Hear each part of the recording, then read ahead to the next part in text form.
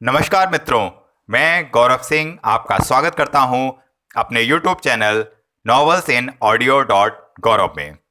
मित्रों, सांवली रात के 3 भाग मैं आपके सम्मुख पहले ही प्रस्तुत कर चुका हूं और आशा करता हूं कि आपने अवश्य ही सुन लिए होंगे। तो दोस्तों, आपके सम्मुख प्रस्तुत है सांवली रात का भाग 4, जो कि अंतिम भाग है।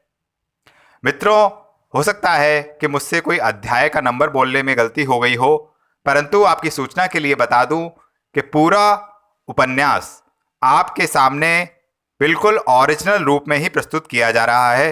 कहीं से भी कोई काट-छाट नहीं की गई है। तो मित्रों, शुरू करते हैं सांवली रात का भाग 4, अध्याय 12। आज सुबह सवेरे कहाँ जा रहा है बेटे? शांति ने मंदिर से लौटते ही राजेश से प्रश्न किया, जो बाहर जाने को तैयार हो रहा था। एक जरूरी काम से माँ। क्या बात है, आज कुछ खोया खोया सा है? कुछ नहीं माँ, वह अपने श्यामलाल जी है ना, उनकी बेटी तरुणा। क्या हुआ उसे? बस्ती वालों ने उसकी किस्मत बदलने का फैसला अपने हाथों में ले लिया है। सबने मिलकर पंचायत बुलाई है। एक शैतान जो उसकी जिंदगी को बरसों से दीमक लगाए हुए है, उसे अपनी बनाना चाहता है। यह भी क्या जबरदस्ती है नहीं, बल्कि हो रही है, और यह फैसला देने वाले अपने ठाकुर साहब हैं। मैं उन पर यह वास्तविकता जाहिर करना चाहता हूँ जो वह नहीं जानते। लेकिन तुम्हें क्या पड़ी है दूसरों के लिए जान जोखिम में डालने की? तरुणा कोई पराई है माँ, मेरी जिंदगी है, मेरा और तुम्हारा सपना है। यह सुनकर माँ भौचक्की रह गई। उसकी समझ में इस बात की बारीकी ना आई, लेकिन उसे किसी खतरे का आभास जरूर हुआ। वह अपनी इस असमंजस में पड़ी थी कि राजेश ने मां के पांव को छुआ और तेजी से बाहर निकल गया। दूसरे दरवाजे में मीना खड़ी थी। उसने मां और बेटी की सारी बातों को सुन लिया था, फिर भी वह अनजान बनी सामने चली आई। शांति उसे देखते ही अपनी गंभीरता भूल गई और उसे अपने पास बुलाकर गले लगा लिया। शांति ने प्यार से मीना को चूमा और सहसा चौंक कर गर्दन देखते हुए बोली, वह हार कहाँ है? कौन सा हार? जो राजेश तुम्हारे लिए लाया था। मेरे लिए? वह अनजान बनती हुई गंभीरता से बोली। ओ, शायद भूल गया होगा। माँ ने बात फौरन टाल दी और रुख बदलते हुए पूछ बैठी, यह तरुणा कौन है बेटी? श्यामलाल की बेटी। श्यामलाल अपने पड़ोस में रहते हैं। बेचारे टांग से लाचार हैं। मिट्टी के खिलौने बना बनाकर अपना गुजारा चलाते हैं। शांति बुद्ध बनी मीना की बात गौर से सुनती रही। माँ की यूं खामोश देखकर मीना बात को बढ़ाते हुए बोली, जवान बेटी उसकी जिंदगी का बोझ बनी बैठी है। बचपन में तरुणा और बांके की सगाई हो चुकी है, लेकिन अब वह उससे शादी से इनकार करती है। सुना है बांके बुरा आदमी है। वह तो कहने की बात है माँ जी। एक ट्रक का मालिक है, अच्छा खासा कमाता है, और फिर एक गरीब बेबस लड़की के लिए इससे बड़ा और कौन हाथ आ जाएगा। डैडी तो स्वयं परेशान हैं। इस बात का फैसला क्या दें? बांके का साथ दें तो श्यामला दुश्मन बन जाएगा, और अगर इनका साथ दें तो सारी बस्ती वाले उनको नाइंसाफ ठहराएंगे। तुम्हारे ख्याल में फैसला किसके हक में होगा? बांके के। और अगर ना भी हुआ तो वह कराएगा। सारा गांव उससे डरता है। अगर किसी ने उसकी बात ना मानी तो मेरी बारात में से तरुणा को उठाकर ले जाने की उसने कसम खाई है। शांति यह सुनकर कांपने लगी। उसके कानों में बार बार बेटे के अंतिम शब्द गूंज रहे थे, वह मेरी जिंदगी है, हम दोनों का सपना। मीना भी चुप खड़ी उसके चेहरे की बदलती रंगत को पढ़ रही थी। काफी देर की खामोशी का ध्यान आते ही शांति उससे अपनेपन से पूछ बैठी, राजेश और तरुणा क्या एक दूसरे को जानते हैं? माँ का यह प्रश्न सुनकर वह झेप सी गई। उससे इस बात का कोई जवाब देते ना बना। माँ ने उसके मन की कमजोरी का ध्यान रखते हुए अपना प्रश्न दोहराया, केवल जानते ही नहीं बल्कि एक दूसरे से। मीना की आवाज़ लड़खड़ा रही थी। मैं समझ गई, यह सब आग उसकी लगाई हुई है। हाँ माँ जी, जीप की दुर्घटना में भी उसी बांके का हाथ है। सुना है उसने दोनों को मिलते जुलते देख लिया था। लेकिन ऐसा नहीं हो सकता बेटी, वह चमककर बोली। वह तो ऐसे नहीं, लेकिन वह भोली भाली लड़की नागिन का सा प्रभाव रखती है। एक बार किसी को डस ले तो दम नहीं लेने देती। शांति ने मीना की यह बात सुनी तो निगाहें उठाकर उसकी पुतलियों में झांकने लगी। मीना के चेहरे पर निराशा की झलक थी, उस हारे हुए जुआरी की तरह जो पासा फेंककर आखिरी दांव आजमाना चाहता है।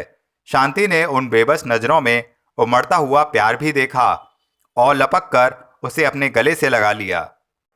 मीना ने अपनी कामयाबी का एहसास किया तो अपने बिखरे हुए सांसों से भावावेश में कहा, माँ, जो ऐसा लगता है बचपन की कोई खास ममता मुझे वापस मिल गई हो।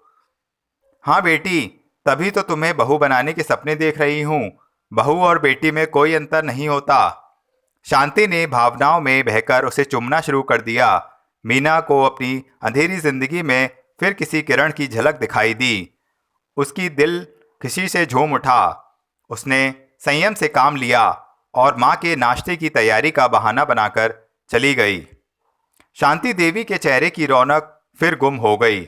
उसके मन और मस्तिष्क में तरुणा और राजेश के प्रेम की परछाइयां काले धब्बों की भांति उभरने लगीं। उसके कानों में बार बार बेटे के शब्द सनसनाने लगे। उसे अपनी आशाओं और आरजुओं का खून नजर आने लगा। तरुणा गुमसुम सी रसोई घर की चौखट का सहारा लिए बैठी थी। उसके चेहरे की गंभीरता उसके दिल व दिमाग में उठते तूफान को प्रकट कर रही थी। उसे महसूस हो रहा था जैसे उसके शरीर में तूफान आने वाला है, जो पल भर के ही उसके सारे संसार की दीवारों को ढेर कर देगा। वह यह भूल गई थी कि एक तूफान उस हांडी में भी आ रहा था जो चूल्हे पर रखी थी और जिससे भात उबलकर बाहर निकल रहा था। अचानक हांडी का ढक्कन भाप की हरकत से हवा में उड़ गया। एक धमाके ने उसके हृदय के विचारों को भी भाप की तरह बिखेर दिया। न जाने वे कब से बैठी अपने बापू की प्रतीक्षा कर रही थी, जो आकर उसे पंचायत का फैसला सुनाने वाले थे। उसे उस बात का भी पूरा विश्वास था कि राजेश के होते हुए फैसला कभी गलत नहीं हो सकता, लेकिन फिर भी उसका दिल भय से धक धक किए जा रहा था। चूल्हे की आग भाप गिर जाने से बुझ गई, लेकिन उसके बदन की सुलगती आग कम न हुई। दरवाजे पर आहट हुई। उसके सोए हुए शरीर में बिजली कौंध गई। शायद बापू उसके विषय में फैसला लेकर आए थे। वह भावावेश में आंगन में निकल आई। वह घर में वहीं रुक गई। वह बापू नहीं थे, बल्कि उसके सामने राजेश की मां खड़ी थी। शांति ने एक गहरी नज़र से मोतियों का वह हार देखा और फिर तरुणा को सिर से पांव तक देखने लगी, जो गंवार और गरीब होते हुए भी उसके बेटी की तकदीर बनने के स्वप्न देख रही थी। उसकी खामोशी ने तरुणा के दिल को धक्का दिया और वह फौरन बोली, बापू घर में नहीं हैं। कोई बात नहीं, मैं तुमसे मिलने आई थी। शांति आंगन में बढ़ गई। तरुणा ने फौरन उसे बैठने को कहा, लेकिन वह धीरे धीरे तरुणा के पास आई और गौर से उस मोतियों के हार को टटोलती हुई बोली, यह हार तुम्हें राजेश ने दिया होगा। राजेश का नाम सुनते ही उसका शरीर पसीने से भीग गया। वह सच्चाई से इनकार न कर सकी और उसने फौरन पुष्टि में गर्दन हिला दी। गहरी मुस्कान शांति के ओठों पर खिल गई। तरुणा ने लपककर कुर्सी बिछा दी और उसे बैठने के लिए मजबूर कर दिया। राजेश पंचायत गया है तुम्हारी तकदीर का फैसला करने। हाँ माँ जी, यही एक सहारा है जो मेरी जिंदगी बदल दे। एक बूढ़ी माँ का तो यही सहारा है। तरुणा इस बात पर झेम गई। शांति की निगाहों में ममता के साथ साथ गुस्से की भी झलक थी। उसने तरुणा की बिखरी हुई निगाहों को अपनी नज़र से नापा और बोली, अगर वह टूट गया तो मैं कहीं की ना रहूँगी। मैं समझी नहीं माँ जी। यह एक रहस्य है बेटी, जो वर्षों से इस सीने में छुपा हुआ है। डरती हूँ कि तुम्हें कह दिया तो कहीं तुम मेरी कमज़ोरी का उबाल कर ना रख दो। मुझ पर भरोसा रखिए। कहिए क्या बात है जो आपको परेशान कर रही है। संतान का प्रेम। तभी मीना आंगन के दरवाजे पर आ पहुंची। शांति की आवाज़ सुनकर वह चौंक गई थी। राजेश की मां को तरुणा के सामने गिड़गिड़ाते सुनकर उसे कुछ वहम हुआ। वह वहीं रुक गई और एक कोने में छिपकर उन दोनों की बातें सुनने लगी। औलाद की मोहब्बत किस माँ को नहीं होती, तरुणा ने उत्तर दिया, लेकिन कोई मेरी औलाद को मुझसे छीनना चाहता है। कौन है वह? तुम्हारा प्यार। यह आप क्या कह रही हैं? वह जिसका तुम्हें अनुमान भी नहीं। शांति की अनोखी बातों को सुनकर तरुणा एक क्षण के लिए चुप हो गई। उसे महसूस हुआ जैसे इस ममता की आग में उस पर कोई पहाड़ टूटने वाला हो। वह उसी उलझन में खड़ी थी कि शांति ने कहा, मैं जानती हूँ आज फैसला तुम्हारे हक में होने वाला है। बाकी तुम्हारा कुछ नहीं बिगाड़ पाएगा, क्योंकि जीवन का सबसे बड़ा सहारा मोहब्बत है। लेकिन वह रहस्य क्या है? ठाकुर और मेरे पति व्यापार में बराबर के हिस्सेदार थे। मेरे पति के स्वर्गवास के बाद ठाकुर ने मुझे दर दर का भिखारी बना दिया। उसने मेरा सब कुछ लूट लिया, झूठे दस्तावेज बना कर मुझसे सब कुछ छीन लिया। लोग तो यही तक कहते हैं कि मेरे पति की मौत का जिम्मेदार वही था। तब मैंने प्रतिशोध की आग में उलझकर ऐसा पाप किया जो आज तक मेरे सीने का दाग बना हुआ है, मेरी जिंदगी का बोझ। कैसा प्रतिशोध? उसका बेटा छीन कर। यानी राजेश? हाँ, राजेश ठाकुर साहब का बेटा है, मेरा नहीं। और मीना, वह मेरी बेटी है। यह सब झूठ है। तरुणा अकस्मात चिल्ला उठी। शांति के जीवन का रहस्य सुनकर वह तिलमिला गई। उसे विश्वास न होता था, लेकिन मन में उसकी भड़कती हुई आग का एहसास कर लिया था। शांति की आंखों में आंसू उमड़ आए थे। वह तड़प कर रह गई। मीना ने जब यह सुना तो उसकी रगों में दौड़ता हुआ खून सुन्न हो गया। वह कभी इस बुढ़िया की बेटी नहीं हो सकती, लेकिन सच्चाई अपनी करवट ले रही थी। यह सच है बेटी, शांति की आवाज़ आई। वह एक भयानक रात थी, तूफानी रात, जब वह सब कुछ हुआ। ठाकुर साहब शिकार पर गए थे। उनकी पत्नी लक्ष्मी माँ बनने वाली थी। अचानक पांव फिसलने से उसकी हालत खराब हो गई। बच्चा समय से पहले हो गया। मैंने वक्त का फ़ायदा उठाया। ठाकुर की गैर हाजिरी में अपनी एक पुरानी नौकरानी की मदद से अपनी बेटी देकर उसका बेटा उठा लिया। यह नौकरानी 2 वर्ष से अधिक ना रही और मेरी जिंदगी का वह रहस्य भी अपने साथ ले गई। लेकिन इस रहस्य के कारण मैं जिंदगी भर तड़पती रही। तो आप मेरे प्यार का खून करके यह बोझ कैसे हल्का कर सकेंगी? यह तुम्हारी चाहत का इम्तिहान है। मेरी बेटी अब मेरी बहू के रूप में मुझे मिल रही है और ठाकुर अपने बेटे को दामाद के रूप में गले लगा लेने को बेकरार हैं। अगर तुम चाहो तो आज मेरी वर्षों की तपस्या को सफल बना सकती हो। अगर मुझसे ऐसा ना हो सका तो? वह उसकी गंभीरता से पूछ बैठी। तो मैं जहर खाकर मर जाऊंगी, आत्महत्या कर लूंगी और हत्या की जिम्मेदारी तुम पर होगी, केवल तुम पर। नहीं, ऐसा ना करिए, मेरे कारण आपको कुछ नहीं हो सकता। तो वचन दो, आज से राजेश से मिलना जुलना बिल्कुल छोड़ दोगी। इस प्रकार तुम मेरी आराधना पूरी करोगी। माँ की आंखों में आंसू और आवाज में दर्द देखकर तरुणा बिल्कुल पसीज गई। वह भावनाओं में बह गई और शांति देवी से वचन दे बैठी कि वह कभी उसके इरादों का ढेर नहीं करेगी। उसकी मोहब्बत कभी उसके बेटे और बेटी के बीच दीवार बनकर खड़ी ना होगी। मीना ने तरुणा का बलिदान देखा तो उसके दिल को एक धक्का सा पहुंचा। वह हिम्मत करने पर भी सच्चाई का सामना ना कर सकी। दिल की एक आवाज़ उससे कह रही थी कि लपक कर माँ के सीने से लिपट जाओ, लेकिन वह माँ को गले लगाकर अपने ऐशो आराम का जीवन, दौलत और अपनी मोहब्बत ना छोड़ सकती थी। वह संयम से खड़ी रही। माँ के बाहर जाने से पहले ही उसने आंगन छोड़ दिया। वह पेड़ से छुपती छुपाती सीधी अपने घर की ओर होली, जैसे वह पाप शांति ने नहीं उसने किया हो।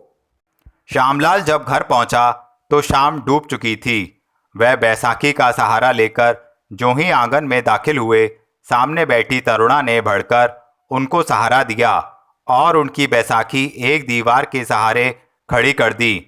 उसके चेहरे की निराशा देखकर उसका कलेजा बाहर आ रहा था और इसलिए वह पंचायत का फैसला सुनने की हिम्मत ना रखती थी। वह स्वयं ही बोले, तू कहती थी ना बेटी, यह धरती मैं ठाकुर साहब से वापस ले लूं? हाँ बाबा, अब मैं ना ले सकूंगा। उम्मीद तिनका बनकर रह गई है। तरुणा ने उस उखड़ी हुई बात का उत्तर न दिया और अपने काम में लगी रही। बापू से ना रहा गया और अपने दिल की बात उसके सामने उड़ेल दी। पंचायत का फैसला उसके लिए मौत का पैगाम लेकर आया था। पंचों ने यही फैसला दिया है कि शादी बांके से कर ले। तरुणा ने यह सुना तो वह बेहोश होने लगी।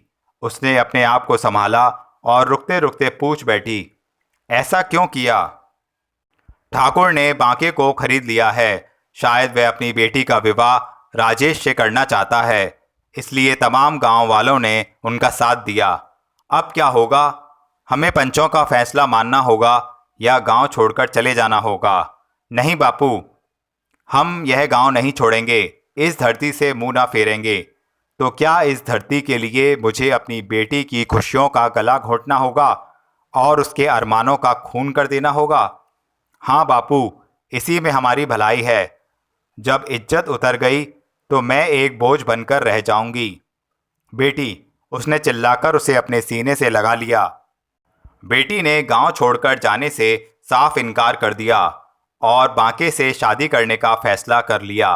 बापू ने उसे समझाने की कोशिश की, यह जिद उसकी मौत का फरिश्ता बनकर रह जाएगी, लेकिन उसने बापू से बहस करना उचित न समझा। वह अपना फैसला सुनकर अंदर चली गई।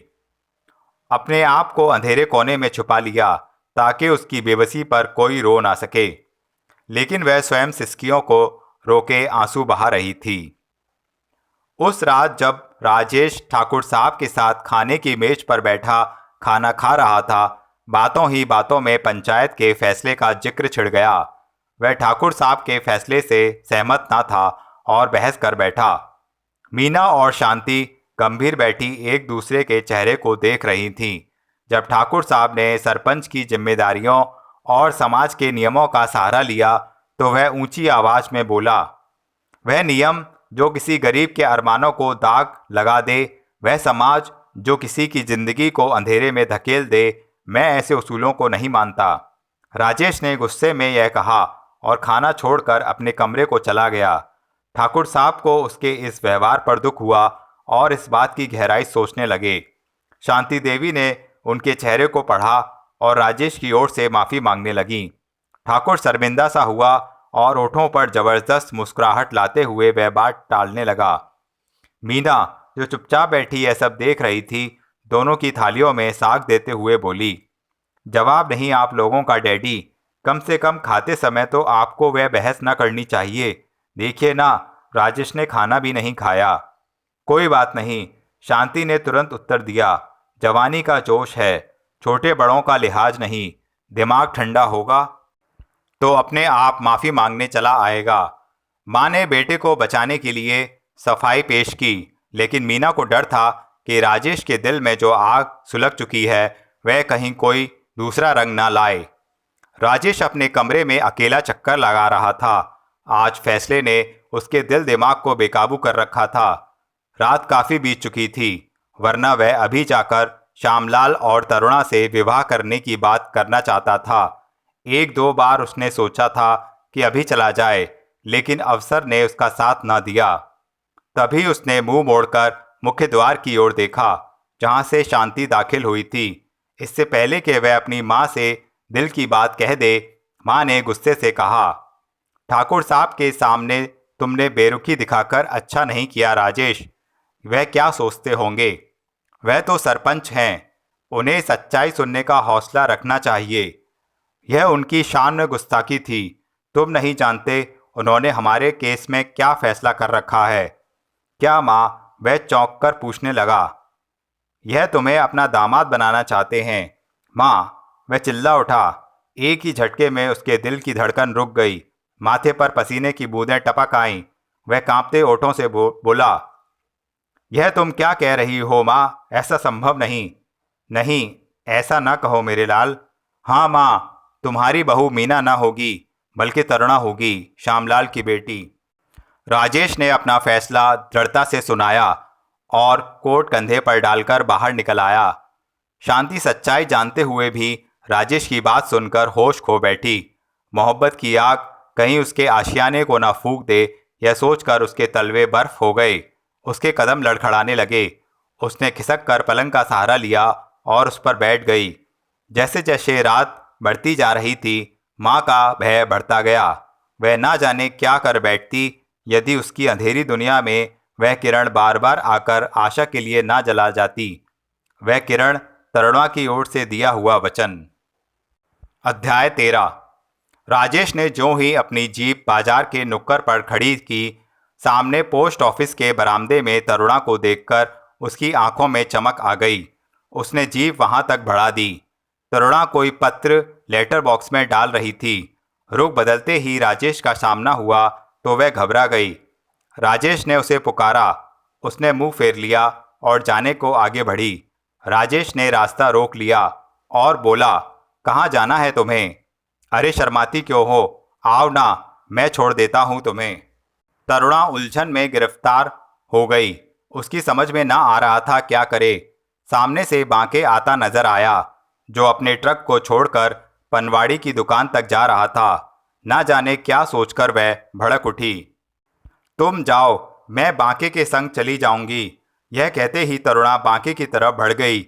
जैसे ही बांके ने उसकी शोक मुस्कुराहट को देखा, वह मुस्कुरा दी और बांके से बोली, कब से तुम्हें तलाश कर रही थी। ओ आओ मेरी छैला, कहो क्या हाल है। मुझे तुमसे बहुत बातें करनी है। चलो यहीं से कहीं और चलें, यहाँ लोग हमें घूरते हैं। बांके ने निगाह उठाकर उस जीप की ओर देखा जिसमें राजेश बैठा आश्चर्य से उन्हें देख रहा था। बांके जहरीली हंसी हंसा और बोला, अरे रास्ता नाप, यूं झागड़ बिल्ले की तरह घूर घूर कर क्या देख रहा है। राजेश को उसकी बात पर बेहद गुस्सा आया। उसने संयम से काम लिया और जीप चलाकर पीछे बढ़ गया।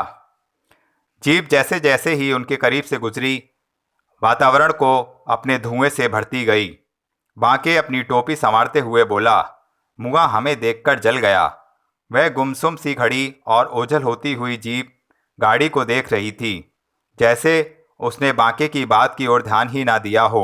बांके फिर बोला, आओ चलो, कहाँ चलना है तुम्हें? आज सब कुछ तय कर देना है। तुम अपने घर और मैं अपने घर, तरुणा ने कठोर आवाज में चिल्लाकर कहा और झट रुख बदलकर अपनी राह ली। बांके ने भड़कर उसे पुकारा भी, लेकिन वह उसकी आवाज पर ना रुकी। बांके ने बाजार की भीड़ को देखकर अपने कदम वापस कर लिए और अपने आप में बड़बड़ाने लगा, अजीब छोकरी से पाला पड़ा है, न जीने देती है और न मरने। तरुणा वहां से सीधी अपने घर पहुंची। वह उदास और गंभीर थी। उसके बापू 2 रोज से बराबर के गांव गए हुए थे, कुछ रुपया पैसा बटोरने, ताकि मरने से पहले ठाकुर साहब के कर्ज से छूट जाएं। वह उन्हीं के बारे में सोचती हुई आंगन में दाखिल हुई। कमरे की तरफ बढ़ते हुए उसके कदम रुक गए। सामने मूर्तियों के पीछे राजेश खड़ा था। वह धक से वहीं रुक गई।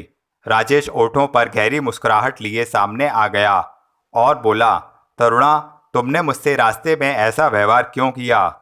कैसा? जो सच है वह सच है, जो झूठ है वह झूठ। यह तुम क्या कह रही हो तरुणा, जो बांके से नफरत करती थी, जो सरपंच के फैसले को सुनने से पहले आत्महत्या का विचार रखती थी, आज उसके विचारों में इतना परिवर्तन क्यों? जिसने तुम्हारे इज्जत पर हाथ डालने की कोशिश की, तुम्हारे बाबू की जिंदगी दूभर कर दी, जो एक माना हुआ बदमाश। राजेश, वह चिल्लाकर सिमट गई और फिर उखड़ी आवाज में कहने लगी, आज के बाद अगर तुमने उन्हें बुरा भला कहा तो मुझसे बुरा कोई नहीं होगा। वह खामोश हो गया।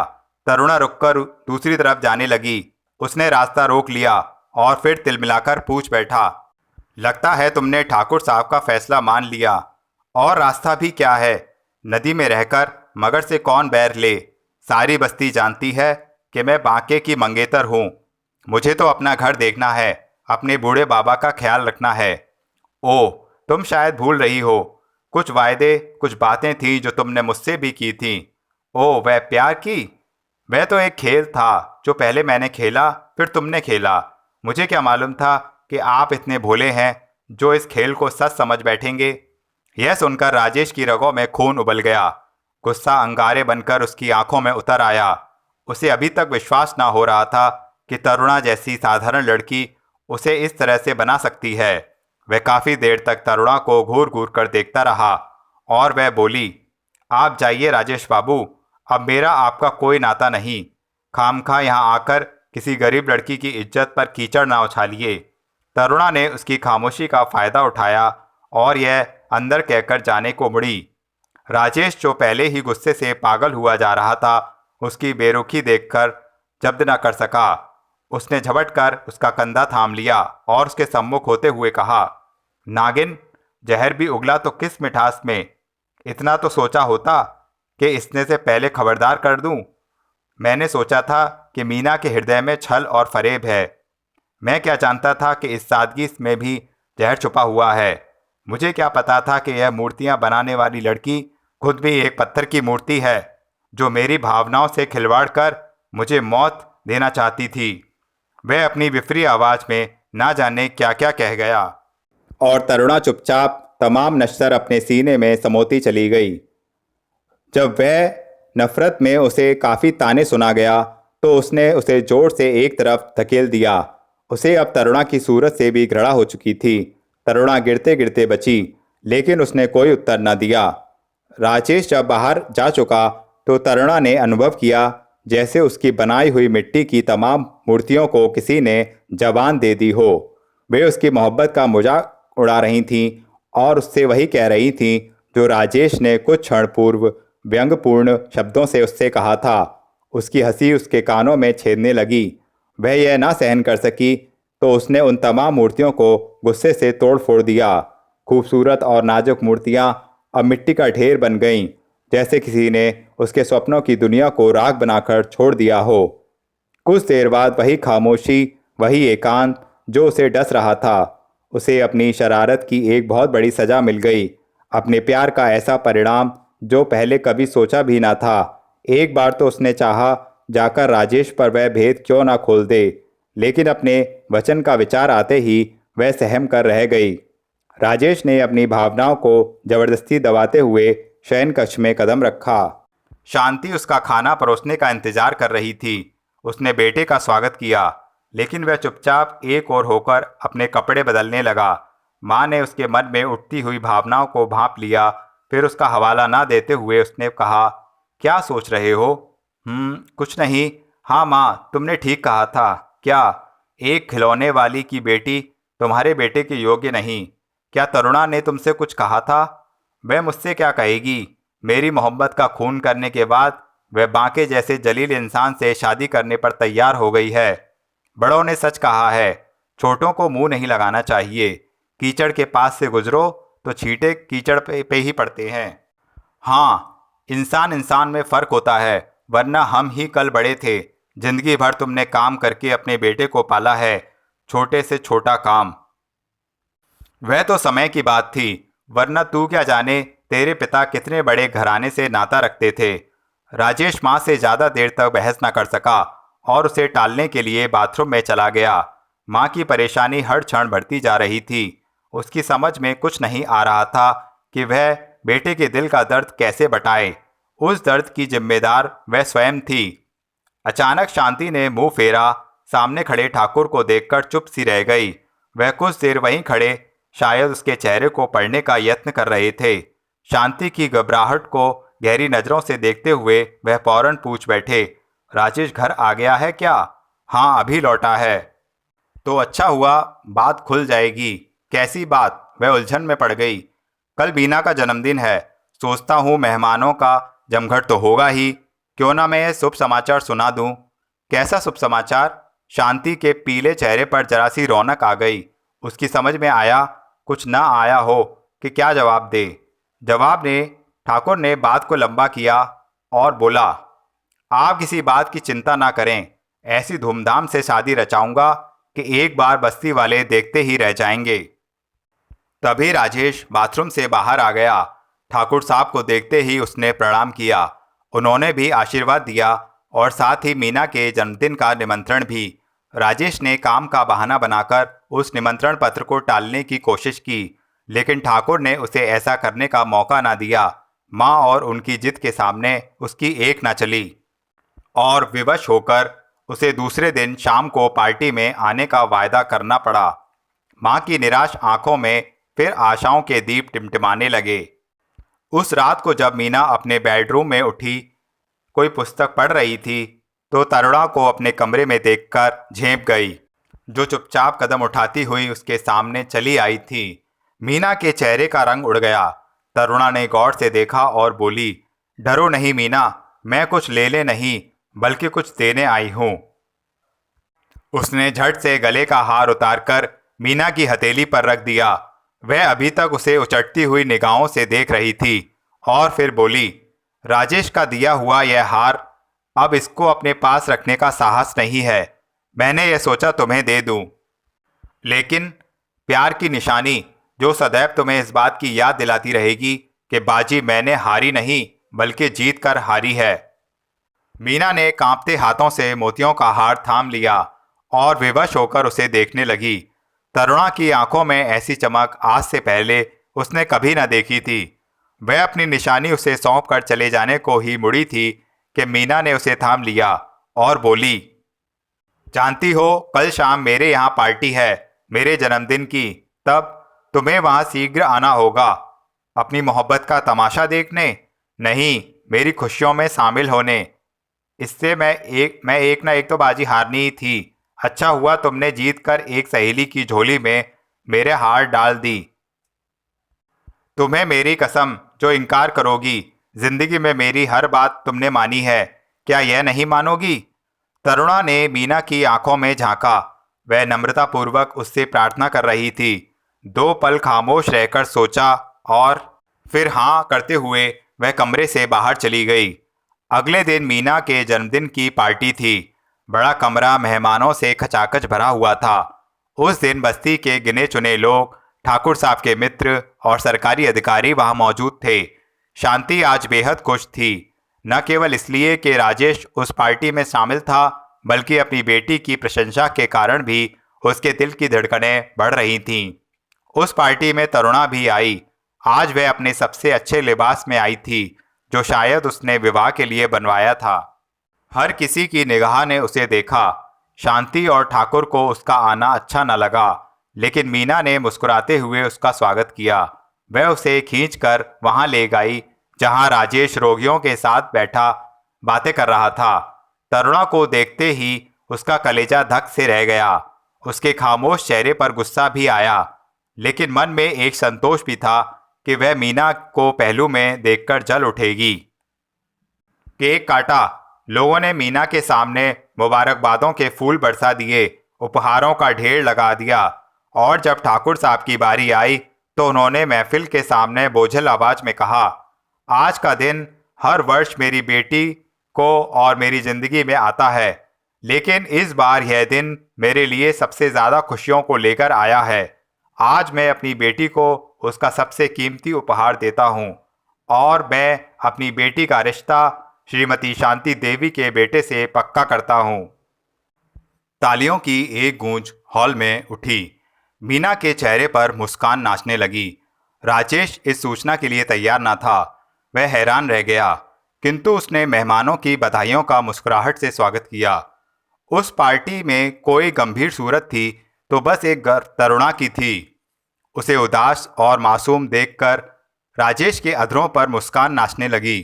जैसे ही मीना उसके लिए केक का टुकड़ा लेकर आई तो राजेश बोला, चलो मीना उस तरफ चलें, यहाँ लोग हमें घूरते हैं।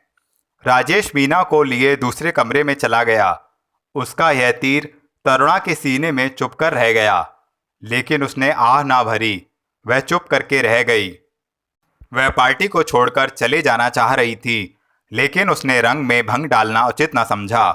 थोड़ी ही देर बाद महफिल में हलचल सी मच गई। लोगों ने मुख्य द्वार में पुलिस की एक जीप देखी तो हैरान रह गए। उस इलाके के पुलिस कमिश्नर फौरन अंदर आए। ठाकुर साहब ने बढ़कर उनका स्वागत किया। ओह, आई एम सॉरी ठाकुर साहब, मुझे पार्टी में आने में देर हो गई। पुलिस वालों का क्या भरोसा, वक्त पर कभी आते हैं क्या? ड्यूटी जो ठहरी ठाकुर साहब, आने को सोच ही रहा था कि एक केस आ गया, अफीम की हेरा फेरी का। तो केस कामयाब रहा था? क्यों नहीं, हम एक बार काम में हाथ डालें तो अपराधी पंजे से नहीं निकल सकता। कौन था वह? वही आपका पुराना नौकर, बांके ट्रक वाला। काफ़ी दिनों से नज़र थी उस पर हमारी। बांके का नाम सुनकर सब चौकन्ने हो गए। कमिश्नर सक्सेना ने अफीम की स्मगलिंग की वह सारी कहानी सुनाई जिसमें बांके और उसका ट्रक शामिल था। बांके गिरफ्तार हो चुका था और अब वह पुलिस की हिरासत में था। राजेश, जो बड़ी गौर से इस घटना को सुन रहा था, सक्सेना साहब की ओर ज़्यादा करीब हो गया। उसने कनखियों से झांककर तरुणा की ओर देखा, जिसके चेहरे की रंगत में यह समाचार सुनकर जरा सा अंतर ना था। वह दबे शब्दों में पूछ बैठा, कमिश्नर साहब, ऐसे केस में जमानत हो सकती है क्या? हरगिज़ नहीं, बल्कि यूँ कहिए कि अब वह पुलिस के चंगुल से निकलना भी संभव नहीं। वह क्यों? यह काम अकेले का नहीं, बल्कि इसके द्वारा पूरे देश का पूरा गैंग पकड़ने वाले हैं। तभी राजेश की हंसी छूट गई और वह हंसते हंसते बोला, बेचारा ससुराल जाने के सपने देख रहा था और जेल की हवा खाने चला गया। इस पर लोगों की हंसी छूट गई। तरुणा ने से यह बात सहन न हो सकी और वह खामोशी से बाहर चली गई। राजेश की नज़रों ने दूर तक तरुणा का पीछा किया और जब उसकी नज़रों ने पलटकर मीना को देखा तो वह मेहमानों की भीड़ में गुम हो चुकी थी। राजेश की हंसी फिर से गंभीरता में बदल गई। एक टीस थी जो उसकी सारी खुशियों पर छा गई। रात को कुछ देर तक राजेश घर न लौटा। शांति उसके लिए परेशान हो रही थी।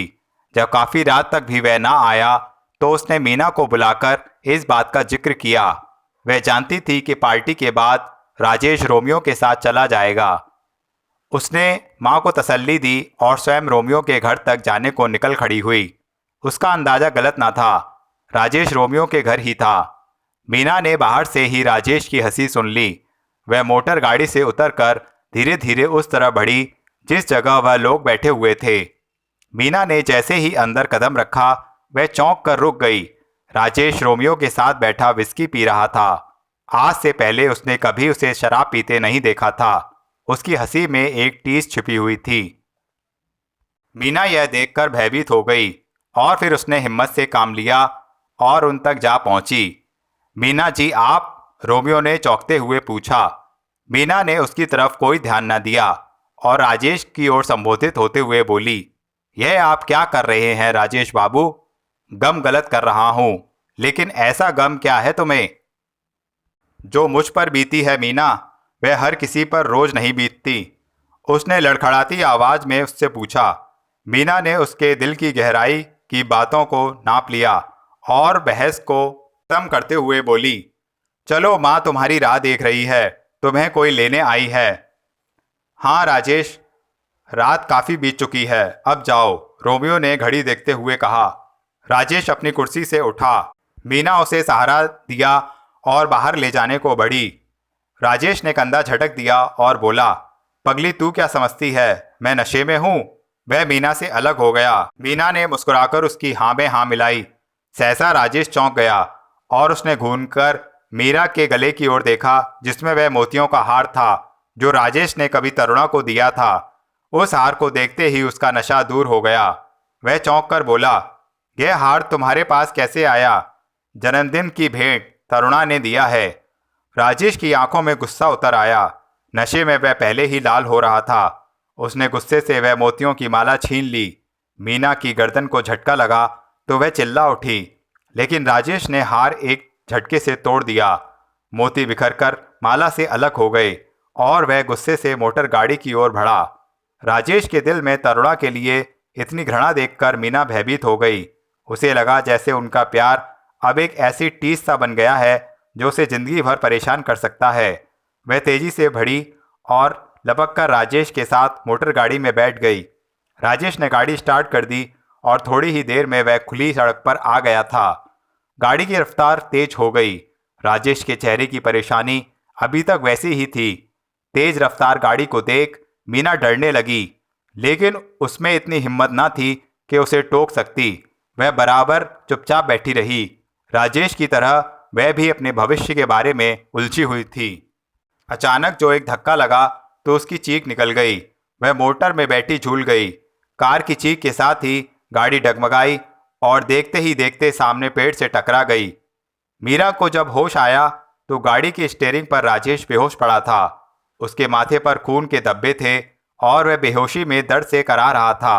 मोटर गाड़ी का शीशा चूर चूर हो चुका था। उसकी यह हालत देखकर मीना अपने आपे में ना रही। तेजी से वह गाड़ी से नीचे उतरी और सड़क पर आती हुई एक मोटर की मदद रोकने के लिए कोशिश करने लगी। उस समय कमिश्नर सक्सेना की जीप गाड़ी उधर से गुजर रही थी। उन्होंने ठाकुर की बेटी को यूं सड़क पर रात के अंधेरे में अकेले देखा तो फौरन रुक गए। दुर्घटना के बारे में वह सुनते ही सहायता के लिए आगे बढ़े। 2 सिपाहियों की मदद से उन्होंने जख्मी राकेश को अपने गाड़ी में डाला और मीना के साथ ठाकुर साहब के घर की ओर चल दिए। आकाश अंधकार में था।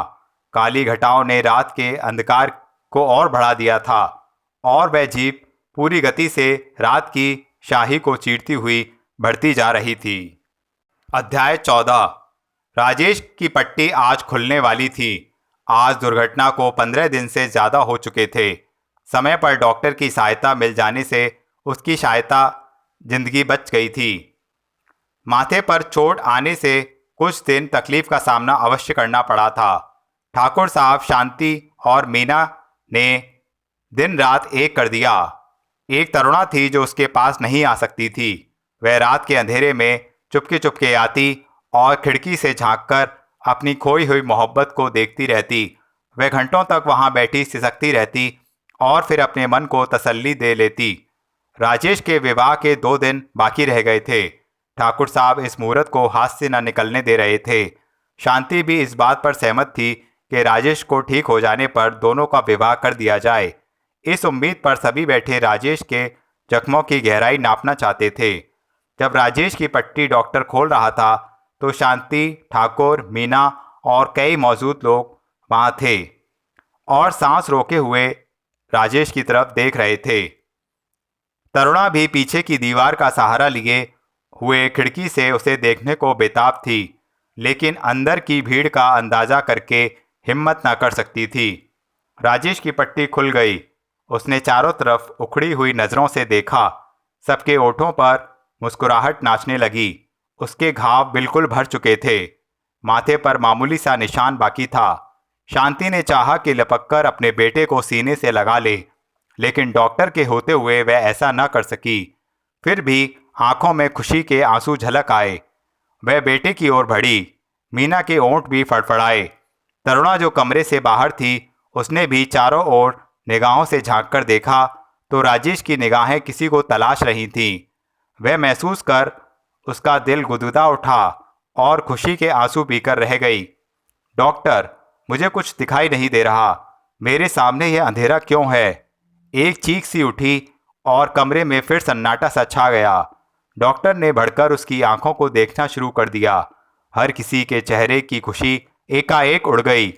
आशा से टिमटिमाते हुए चेहरे पीले पड़ने लगे। मीना के दिल को एक धक्का सा लगा।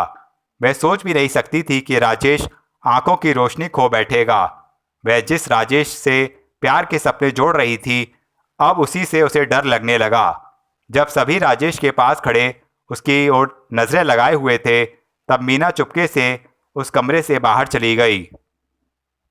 तरुणा, जो गुमसुम शांति की चीख पुकार सुन रही थी, अपनी जगह से हटकर लौट जाने को बढ़ी। यह जानकर कि राजेश अपनी आंखों की रोशनी खो बैठा है, उसके दिल पर सांप लौटने लगा। इस गम में वह रो भी ना सकी, जैसे उसकी आंखों का पानी सूख गया हो। वह बुद्ध बनी बाग के रास्ते अपने घर की ओर होली। अभी 2-4 कदम ही उठे थे कि वह ठिठक कर रह गई। सामने मीना खड़ी उसे घूर रही थी। आज उसने तरुणा को खिड़की के पास देख लिया था। तरुणा उसकी नज़रों का सामना न कर सकी और शर्मिंदा होते हुए कह उठी, मीना, मुझे माफ़ कर दो, मैं न रह सकी। इसमें तुम्हारा क्या दोष? प्यार भावना ही ऐसी है जो चैन नहीं लेने देती। सुना तुमने तरुणा? उसकी लड़खड़ाती आवाज़ रुक गई। वह अपनी आंखों की बौनाई खो बैठा। मीना ने बात पूरी कर दी और कहने लगी, लेकिन यह सब मेरी वजह से हुआ। मैंने उसे नज़र लगा दी। ऐसा ना कहो मीना, वह अब तुमसे प्रेम करता है। ऐसे वक्त में उसे सहारे की ज़रूरत है। अंधे का सहारा तो एक लाठी ही हो सकती है।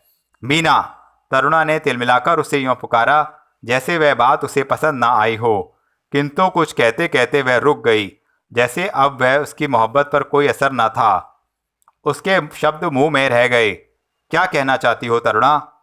कुछ नहीं, मैं तो जवान पर आई बात निगला नहीं करते, बड़ों की बात। तुम्हें अपने प्रेम की यह परीक्षा कड़ी तो नहीं लग रही मीना? वह कैसे? उसकी आंखें जो नहीं रहीं। ओह, और यदि मैं ऐसी हालत में उसे ठुकरा दूं तो मुझ पर यह एक एहसान कर देना। क्या? उस मोहब्बत को ठुकराने से पहले फिर मेरी झोली में डाल देना। जिंदगी भर यह उपकार ना भूलूंगी तुम्हारा। तो तू अब भी उसका प्रेम वापस जाना चाहती है? मेरी जीत को हार में बदल देना चाहती है? लेकिन शायद तू नहीं जानती कि मेरे पास इतनी दौलत है कि अंधे को रोशनी दे सकती है। यह कहते हुए वह चली गई और तरुणा के लिए ना समाप्त होने वाला पश्चाताप छोड़ गई। उसी दोपहरी को जब राजेश के कमरे में से सब लोग बारी बारी से चले गए तो माँ ने उसको बुलाएं ली और उसे तसल्ली देते हुए बोली, चिंता ना करो मेरे लाल, डॉक्टर का कहना था कि कुछ दिनों के बाद यह रोशनी लौट आएगी। यह तो एक झूठी तसल्ली थी, वरना कभी कोई वस्तु लौटकर आई है। दिल छोटा ना कर, सब ठीक हो जाएगा। ठाकुर साहब पानी की तरह रुपया बहा देंगे नई जिंदगी देने के लिए। इसलिए ना कि मैं उनका दामाद हूँ। दामाद नहीं बेटा, वह तुम्हें बेटे से बढ़कर चाहते हैं। मीना कहाँ है? अभी तो थी, शायद वह मेरे अंधेरेपन से घबराकर भाग गई। ऐसा ना सोचो मेरे बेटे, सच्चाई से कौन मुंह मोड़ सकता है माँ। अपना नसीब भी क्या है, जिसे दिल से चाहा वह पत्थर निकला। जो मोमबत्ती मुझ में समा जाना चाहती थी, अब मेरी लाठी नहीं बनना चाहती। तुमने ठीक कहा राजेश। किसी आवाज़ ने उन दोनों को चौंका दिया। शांति और राजेश ने पलटकर देखा, सामने मीना खड़ी थी। वह धीरे धीरे कदम उठाए उसके सामने चली आई और फिर बोली, मुझ जैसी लड़की कभी तुम्हारी लाठी ना बन पाएगी। मीना, शांति ने मुड़कर पुकारा। हाँ माँ जी, अब इसे एक सहारे की ज़रूरत है जो दिन रात अपनी ज़िंदगी को दीमक लगाकर इसका साथ दे। वह मुझसे ना होगा। मैं खुश हूँ मीना, तुमने दिल की बात कह दी। यह बात मैं माँ से कह रहा था, कोई भला मुझे क्यों अपनी ज़िंदगी को दीमक लगाए। एक है जो जीवन भर तुम्हारा साथ दे सकती है, मीना ने फौरन कहा। शांति मीना की बात सुनकर कांप उठी। वह दिल की बात उससे ना कह सकती थी। फिर उसने उसे संकेत देकर कुछ कहने पर मना कर दिया। राजेश ने जब दोनों की खामोशी देखी तो पूछ बैठा, कौन है वह? तुम्हारी मोहब्बत तरुणा। उसका नाम सुनते ही शांति के सिर पर मानो पहाड़ टूट पड़ा था। वह रुक न सकी और मीना को थामते हुए बोली, यह क्या कह रही हो? ऐसी हालत में मेरे बेटे का इम्तिहान ना लो। इम्तिहान नहीं माँ, एक बेबस की फरियाद है। वह अब भी राजेश को चाहती है। तुम्हें कैसे मालूम? शांति ने भड़ककर पूछा। जानती हो, जब मैं यहाँ से निकली तो झांककर राजेश को देख रही थी। उसकी पलकों में आंसू थे। वह यहाँ क्या कर रही थी? राजेश ने झट से सवाल किया। अपनी मोहब्बत का तमाशा देख रही थी। जानते हो उसने मुझसे क्या कहा? क्या कहा? मीना, अगर तुमने उन्हें ऐसी हालत में ठुकरा दिया तो अपनी मोहब्बत फिर से मेरी झोली में डाल देना। तो फिर तुम्हारा क्या फैसला है मीना? राजेश ने दुखी आवाज़ से पूछा। वही जो एक समझदार लड़की कर सकती है। मीना, माँ ने टोक दिया और धीरे से बोली, मीना, मैं जानती हूँ तू एक समझदार और पढ़ी लिखी लड़की है। मेरे बेटे के हक में कभी ऐसा गलत फैसला ना करेगी। आपने ठीक सोचा। मैंने अपने आप को हमेशा के लिए तरुणा के रास्ते से हटा देने का फैसला किया है। वह रुककर बोली। नहीं, माँ चिल्ला उठी। नहीं, ऐसा ना कहो माँ। मुझ अंधे को मीना के सहारे छोड़कर क्यों उस मासूम की ज़िंदगी को दीमक लगाना चाहती हो? हाँ, मैं अंधे की लाठी बनकर जीना नहीं चाहती। मीना ने अपना फैसला सुनाते हुए रुख बदल दिया और जाने को मुड़ी। राजेश ने फिर पुकारा। वह रुक गई। उसने उसे करीब बुलाया और बोला, मीना, मैं तुम्हारा एहसान कभी ना भूलूंगा। तुमने सच्चाई को सामने लाकर अपना फ़र्ज निभाया। नहीं राजेश, बल्कि मैं तो शर्मिंदा हूँ। अपनी झूठी मोहब्बत और दौलत के घमंड में आकर मैंने एक सच्ची और मासूम मोहब्बत का गला घोटने की कोशिश की। तो एक एहसान कर दोगी मुझ पर? तरुणा को मेरे पास ले आओ। नहीं राजेश, उसे तो अब दुल्हन के रूप में ही लाऊंगी तुम्हारे पास, मेहंदी रचाकर और गहना खूबसूरत कपड़ों से सजाकर। जिंदगी में एक खेल खेला है तो क्या उसे ख़त्म करने में अपना हाथ ना बटाऊंगी? मीना ने अपनी बोझल आवाज़ में कहा और झट से चली गई। राजेश ने उसे कृतज्ञ नज़रों से देखा, लेकिन शांति बर्फ बनकर रह गई थी। उसे यह उम्मीद न थी कि उनकी बेटी पल भर में उसके वर्षों के सपने तोड़कर चली जाएगी। उसकी ज़िंदगी में एक ऐसा तूफान ले आएगी कि वह ख़त्म होकर रह जाएगी। एक बार उसका जी चाहा कि उस पर बरस पड़े, लेकिन राजेश की ज़िंदगी सोचकर वह चुप रह गई। माँ, काफ़ी देर के बाद निरंतर खामोशी को आखिर राजेश ने तोड़ा। तुम चुप क्यों हो? आज तो तुम्हें खुश होना चाहिए। किस लिए? सच्ची मोहब्बत तुम्हारे बेटे का सहारा बन गई और झूठी ने साथ छोड़ दिया माँ। राजेश ने माँ को देखते हुए कहा। माँ चुप रही, उससे बेटे से ज़्यादा बहस न की और गंभीरता से बोली, अगर तकदीर को यही मंजूर है तो इंसान क्या कर सकता है। आज राजेश का विवाह था। तरुणा को मीना ने अपने हाथों से दुल्हन बनाया था। आज वह उस खेल को इस प्रकार समाप्त करना चाहती थी जो आज तक मोहब्बत करने वालों ने ना ही सुना हो ना देखा हो। वह अपनी माँ का रहस्य खोल करके उसके जीवन से खेलना चाहती थी, बल्कि वह एक ही तीर से दो निशाने मारना चाहती थी। वह एक अंधे की लाठी बनकर हमेशा के लिए अपनी ज़िंदगी को बर्बाद करने के हक में न थी। उसे पूरा यकीन हो चुका था कि अब राजेश की रोशनी आने वाली नहीं। ये डॉक्टरों की झूठी तसल्लियां हैं, इसलिए वह अपनी जीत अपनी सहेली पर कुर्बान करना चाहती थी, ताकि वह उस अनपढ़ लड़की के भावों को उभार कर उस अंधे के साथ बांध दे। विवाह बहुत सादगी से हुआ। ठाकुर ने तरुणा की शादी का जिम्मा अपने ऊपर लेकर श्यामलाल की कई समस्याओं को सुलझा दिया। शांति अपने नसीब पर रो रही थी, लेकिन तरुणा के मन में सितारे नाच रहे थे।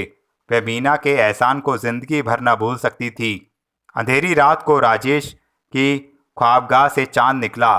तरुणा को दुल्हन बनाकर राजेश के कमरे में पलंग पर लाकर बिठा दिया गया।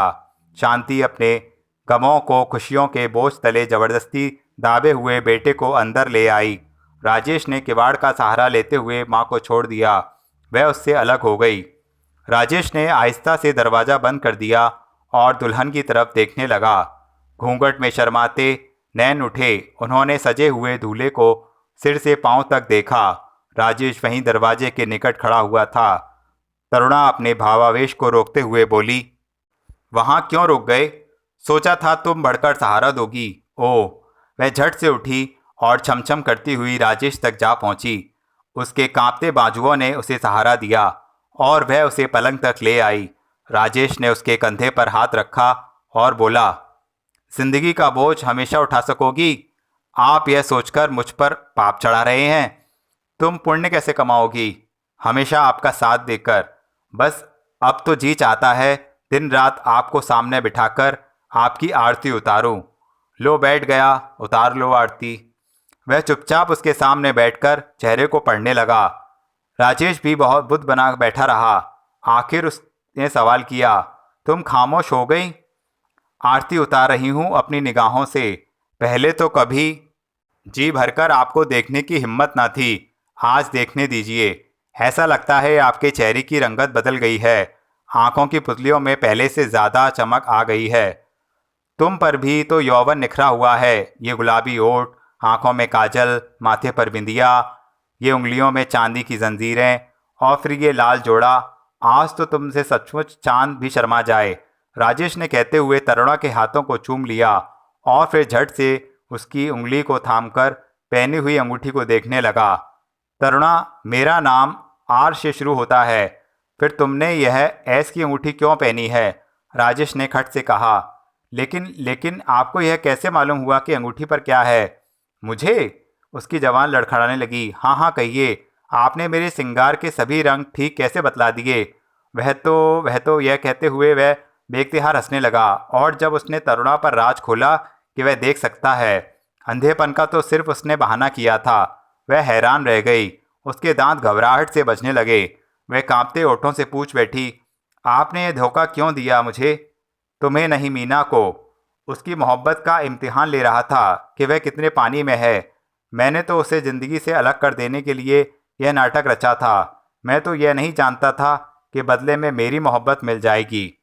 तरुणा इस कदर खुशियों का अंबार देखकर दीवानी हो गई और जज्बात पे काबू होकर सीने से चिपक गई।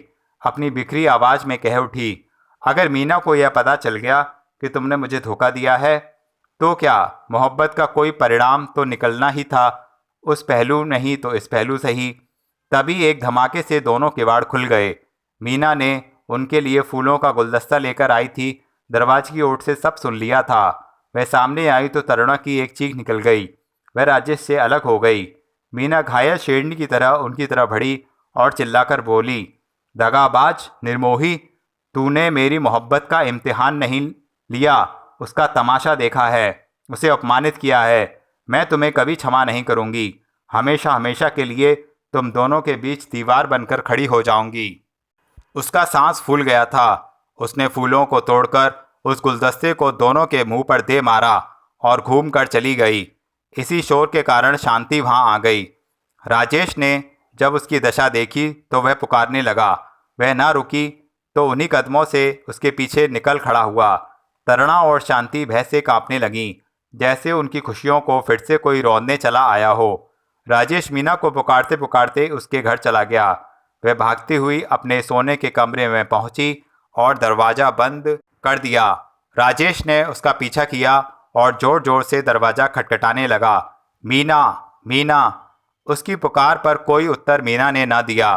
ठाकुर साहब, दाई माँ और घर के दूसरे लोग भी शोर सुनकर वहां आ पहुंचे। राजेश के कहने पर जब मीना ने द्वार न खोला तो उसका दिल भय से धड़कने लगा।